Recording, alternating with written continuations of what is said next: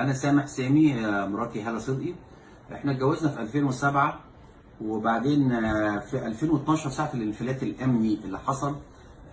احنا كنا ساكنين في حتة بعيدة جدا، واياميها كانوا بيوقفوا الناس في الشوارع بياخدوا عربياتهم وبيقتلوهم والكلام دوت.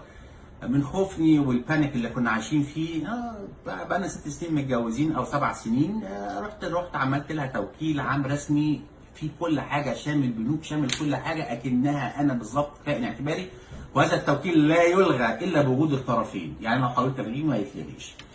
في 2016 انا كان جت استحاله العيشه ان انا اقدر اعيش مع هاله. رحت مسافر امريكا عادي، خدت بعضي ومشيت. كانت الدنيا ضيقت علينا في مصر، وكان ايامها الدولار عدى ال 20 جنيه مرتاح، وكان في مشاكل كتير، وانا كان عندي فرصه ان انا اجي هنا واكمل الماجستير بتاعي واقف على رجليا تاني. فوجئت بعد شهرين بالظبط من وجودي في امريكا ان هاله رمت كل هدومي في الشارع تماما.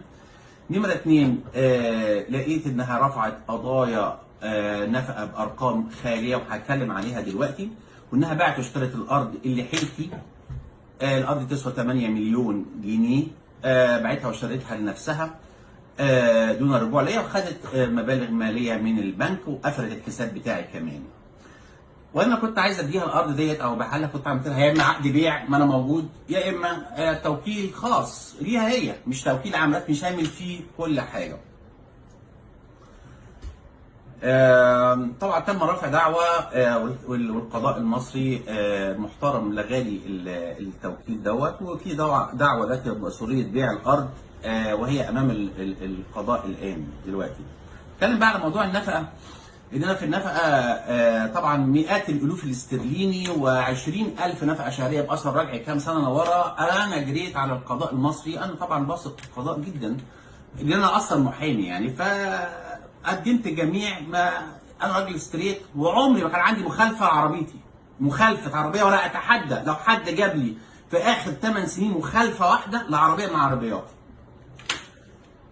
ففوجئت طبعا بارقام فلكيه. رحت قدمت جميع المستندات الداله على اني انا لا امتلك هذه الارقام بعد ما خدت كل اللي ورايا وكل اللي قدامي. وقدمت المستندات دي، بقى انا بتكلم كل كلمه بقولها بمستند قدامها من الحكومه الامريكيه والضرائب الامريكيه والسفاره المصريه والشهر العقاري الامريكاني، وكل الدوكيومنتس دي قدمتها للمحكمه.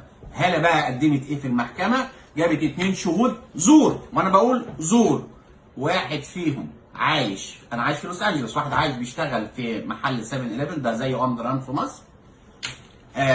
وجي قال، وقف في المحكمه قال انا عارفه، انا ما شفتوش قبل كده اللي هي جابته دوت، وده 6 ساعات طيران بين لوس انجلوس ونيويورك على فكره. جه وقف في المحكمه قال ده الراجل ده دخله كبير وشغال مدير شركه كذا وبتاع ومدير عام شركه وبتاع.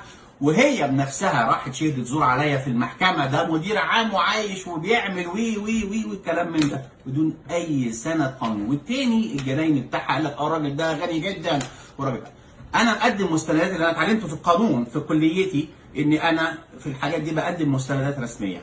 مع الاسف لم يلتفت فيها، انا ما اعرفش ليه، وتم تأييد الأحكام عليها. واحترامي للقانون المصري ابتديت أدفع وترهقني ماديا جدا. أنا راجل بشتغل بارت تايم وراجل بعمل ماجستير، وبس بحاول أدفع كل مليم عشان أنا بحترم القضاء المصري جدا.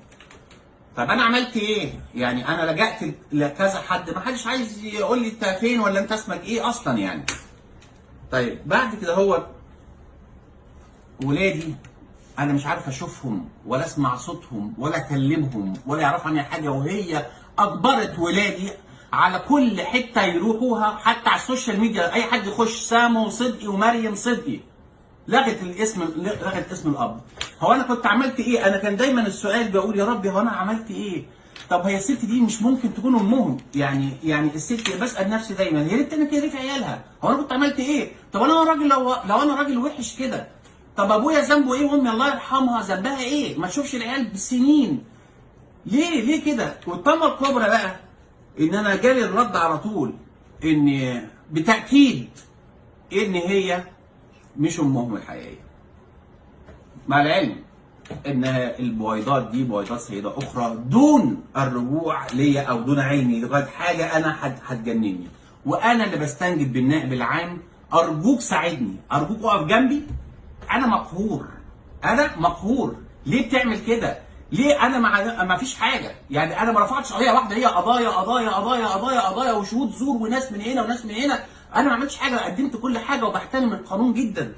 انا بستنجد بحضرتك، انا مش عايز حاجه، انا عايز تحليل بقى دي ان ايه، عايز اثبت حقي، وعاوز بصمه صوتها على الفيديو اللي كانت طالعه بتشتم فيه زمايلها وتقول ان انا اللي ملفق لها الفيديو ده. انا مش طالب من حضرتك غير هما الاثنين دول بس، واي حاجه ثانيه انا تحت امركم فيها. شكرا.